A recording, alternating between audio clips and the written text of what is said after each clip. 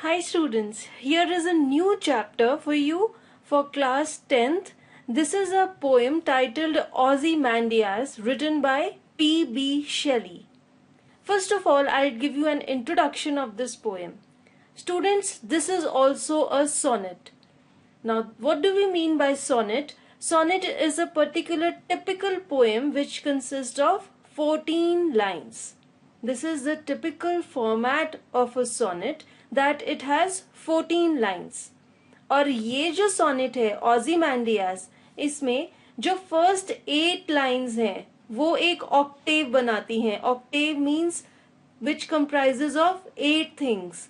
तो जो पहला स्टैंजा है Ozymandias का उसमें 8 लाइन्स हैं और उसका एक ऑक्टेव बनता है और जो उसके बाद नेक्स्ट 6 लाइन्स हैं वो एक सेस्टेट फॉर्म करती हैं. Sestet means something which comprises of 6 parts. तो ये जो पोएम है 14 लाइन्स की, इसके 2 पार्ट्स हैं. पहला पार्ट है 8 लाइन्स का जिसे हम ऑक्टेव कहेंगे और दूसरा पार्ट है 6 लाइन्स का जिसे हम सेस्टेट कहेंगे. अब मैं आपको बताती हूँ कि ये पोएम है Ozymandias, इसमें पोएट किस चीज के बारे में बात कर रहे हैं. Students, this poem is about a ruined statue which has become so with the passage of time, and here we can correlate it with Shakespeare's sonnet, not marble nor the gilded monuments.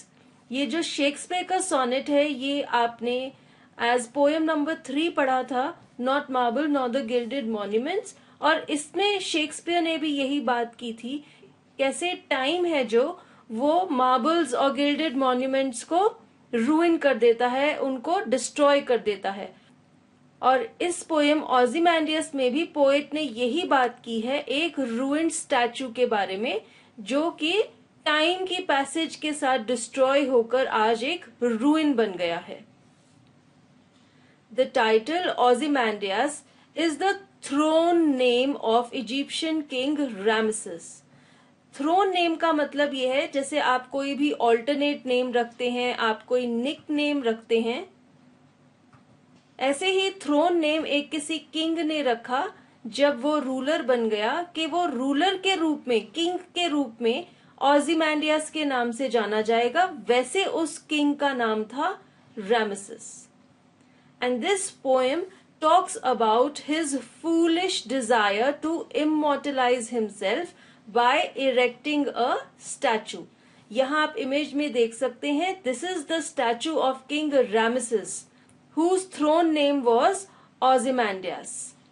तो ये king Ramesses ने सोचा कि वो अपने आप को famous बनाने के लिए, ताकि आने वाली बहुत सारी पीढ़ियां उनको जाने, अपना एक स्टैचू उन्होंने खड़ा किया. और ये जो पोएम है ये बताती है कि कितने फूलिश थे ये कि इन्होंने सोचा कि अगर ये अपना एक बड़ा सा स्टैचू खड़ा कर देंगे तो आने वाली जनरेशन्स इनको जानेंगी कि ये भी कोई इंसान थे. कैसे ये फूलिश बने उसके बारे में हम पोएम में जानेंगे. So let us read ahead. Now the topics which we will cover in this poem. First of all we'll talk about the poet, then we have a background of the poem. Then I'll read out the poem to you. That will be followed by an explanation and then the summary, which will be followed by the question and answers. So let's get started. First of all, I'll talk about the poet. This is P.B. Shelley. He was born in Sussex, England in the year 1792 and he died in the year 1822. Students, P.B. Shelley was born on 4th August 1792 in West Sussex in England. He was the eldest legitimate son of Sir Timothy Shelley, a Sussex landowner. अब यहाँ पर ये term आई है legitimate son. Legitimate means जो चीज legal होती है, जो चीज लॉफुल होती है. तो ये उनके लीगल सन थे, यानी कि उनकी वाइफ से पैदा हुए थे. He had 4 younger sisters and 1 much younger brother. He received his early education at home. His early childhood has been recounted in The Life of Percy Bysshe Shelley by his friend and cousin Thomas Medwin. तो PB शेली के एक friend और cousin थे Thomas मेडविन, जिन्होंने एक book लिखी थी the life of पर्सी बिश शेली, जिसमें उन्होंने इस पोएट की चाइल्डहुड के बारे में लिखा है। He studied at Eton College and later at Oxford University. In the year 1811, Shelley anonymously published a pamphlet called The Necessity of Atheism, which was brought to the attention of the university administration, and he was called to appear before the college's fellows, including the dean. His refusal to repudiate the authorship of the pamphlet resulted in his expulsion from Oxford on 25th March 1811. अब PB Shelley ने एक pamphlet means एक paper publish किया जिसका topic था the necessity of atheism. Atheism means not to believe in God, disbelief in God. ये topic था उस पैम्फलेट का जो पीबी शेली ने लिखा जब वो ऑक्सफोर्ड कॉलेज में थे। अब उनका जो यूनिवर्सिटी एडमिनिस्ट्रेशन थी वो अगेंस्ट थी इस चीज के, और उन्होंने उनको कहा कि आप इस डॉक्यूमेंट को वापस ले लीजिए, रेप्यूडिएट कर दीजिए, मींस इसको कैंसिल कर दीजिए। But PB Shelley refuse to do so, वो उन्होंने मना कर दिया कि वो ऐसा नहीं करेंगे, और उसकी वजह से उन्हें ऑक्सफोर्ड यूनिवर्सिटी से निकाल दिया गया। These are the prominent works written by the poet. He wrote many short stories, essays, poems, out of which the best known are Ozymandias, Ode to the West Wind, The Cenci, Adonis, Prometheus, Unbound, to name a few. तो PV शेली की बहुत सारी famous short stories, essays और poems हैं, और उनमें से कईयों के नाम यहाँ पर दिए हुए हैं, आप देख सकते हैं। ये वो बुक्स हैं जो पीवी शेली ने लिखी हैं। Now let us go to the background of the poem. The poem is a sonnet which was written in the year 1817. अब मैंने आपको पहले भी बताया है कि सोनेट क्या होता है। दिस इज अ पोएम जिसका एक टिपिकल फॉर्मेट है, उसमें 14 लाइंस होती हैं। और ये जो पोएम है ऑजिमांडियस, इसमें फर्स्ट 8 लाइंस का एक ऑक्टेव है, और जो बाकी की 6 लाइंस हैं उनका एक सेस्टेट बनता है। It is a simple poem where the poet talks about a dilapidated statue of King Ozymandias. He highlights that the statues built by the royal men in order to be immortalized are not permanent. These get destroyed and ruined with the passage of time. The power and money of these rulers do not help in getting them name and fame. The poet says that time is very powerful and it destroys everything. The scattered pieces of these statues are a mockery at the mighty and the proud rulers who built them. अब यहाँ पर students जो word है dilapidated, इसका मतलब है कोई चीज जो टाइम के साथ खराब हो जाती है, टूट जाती है, डिस्ट्रॉय हो जाती है, उसको हम dilapidated कहते हैं। तो यहाँ पर इस पोएम में पोएट ऐसे ही एक डिलैपिडेटेड, एक रूइंड स्टैचू के बारे में बात कर रहे हैं, जो कि है किंग ऑजिमांडियास का स्टैचू। और वो यहाँ पर ये चीज बता रहे हैं कि जो स्टैचूज बनाए जाते हैं रॉयल मैन द्वारा, royal man means the Kings, वो स्टैचूज क्यों बनाते हैं? ताकि उनको आने वाली पीढ़ियां, आने वाली जेनरेशंस हैं जो, वो याद रखें और वो इमॉर्टल बन जाएं, यानी कि उनका नाम आने वाली बहुत सारी जेनरेशंस को पता चले। लेकिन ये जो स्टैचूज हैं ये परमानेंट नहीं होते हैं, ये टाइम के साथ रूइन बनकर डिस्ट्रॉय हो जाते हैं। तो जो पावर और पैसा है इन किंग्स का, ये इनकी हेल्प नहीं करता कि वो बहुत देर तक याद रहे लोगों की मेमोरी में। और पोएट ये कहता है कि जो टाइम है वो बहुत ज्यादा पावरफुल है, क्योंकि टाइम के साथ हर चीज डिस्ट्रॉय हो जाती है, मींस हर चीज एंड हो जाती है। इन स्टैचूज के जो टूटे हुए टुकड़े हैं वो आज भी वहां पर गिरे हुए हैं और वो मजाक उड़ा रहे हैं इन किंग्स का, इन माइटी और प्राउड रूलर्स का जिन्होंने इनको बनाया था।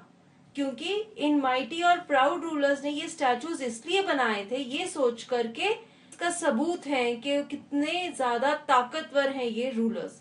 लेकिन आज तो वो टूट गए हैं, टूटकर इधर उधर बिखरे गिरे पड़े हैं और इन राजाओं पर हंस रहे हैं जिन्होंने इनको बनाया था। Now let us read the poem. I met a traveler from an antique land who said, "Two vast and trunkless legs of stone stand in the desert. Near them on the sand, half sunk, a shattered visage lies, whose frown and wrinkled lip and sneer of cold command tell that its sculpture well those passions red, which yet survive stamped on these lifeless things, the hand that mocked them and the heart that fed." And on the pedestal these words appear: "My name is Ozymandias, King of Kings. Look upon my works, ye mighty, and despair.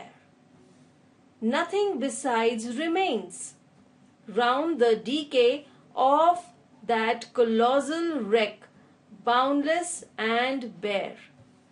The lone and level sands stretch far away." Now students, our aim of reading this poem is that we want to discuss the various poetic devices which have been used in this poem.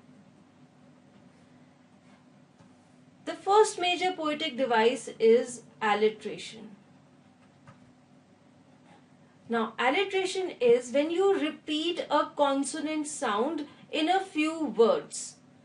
And that repetition can be initial repetition or it can be in the middle of the word. Now let us see the instances of alliteration in this poem.